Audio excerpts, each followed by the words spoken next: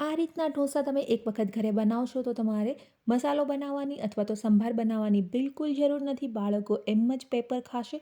તો એ માટે આપણે શું કરીશું કે ઢોસાનું બેટર લઈ લઈશું. તો અહીંયા મેં ઢોસાનું બેટર લઈ લીધેલું છે. એમને મેં આગલા દિવસે જ બનાવીને રાખી દીધેલું હતું, જેનાથી એકદમ સરસ એમની અંદર ફર્મેન્ટેશન થઈ ગયું છે. હવે આપણે બેટરમાંથી 2 ચમચા જેટલું બેટર મિક્સર જારમાં લઈ લઈએ અને ત્યારબાદ એમની અંદર મેં અહીંયા લાલ મરચું લીધેલું છે અને સાથે સાથે લસણ એડ કરી દઈશું. તો લાલ મરચું જે છે આપણે સૂકું લેવાનું છે, એમને પલાળવાની બિલકુલ જરૂર નથી. એકદમ સરસ રીતે બ્લેન્ડ કરી લઈએ તો આ રીતની આપણે એકદમ સરસ પ્યુરી તૈયાર કરી લેવાની છે. હવે એમને આપણું જે ઢોસાનું બેટર છે એમની અંદર મિક્સ કરી દઈએ. સાથે સાથે મીઠું એડ કરી દઈશું સ્વાદ અનુસાર અને તમારું જે ઢોસાનું બેટર છે એમની કન્સિસ્ટન્સી તમારે એડજસ્ટ કરી લેવાની છે. જો વધારે ખાટું હોય તો થોડું પાણી તમે એડ કરી શકો છો.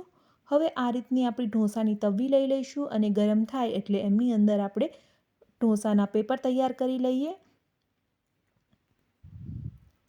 તો આપણી ઢોસાની જે તવી છે એકદમ ગરમ થાય ત્યારબાદ જ આપણે એમની અંદર પેપર તૈયાર કરવાના છે, જેનાથી એકદમ સરસ ક્રિસ્પી બહાર મળે છે એવા જ આપણા પેપર તૈયાર થશે.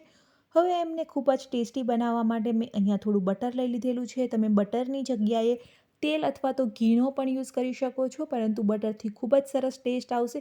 ઉપરથી આપણે થોડા ધાણાને સ્પ્રિંકલ કરી દઈશું.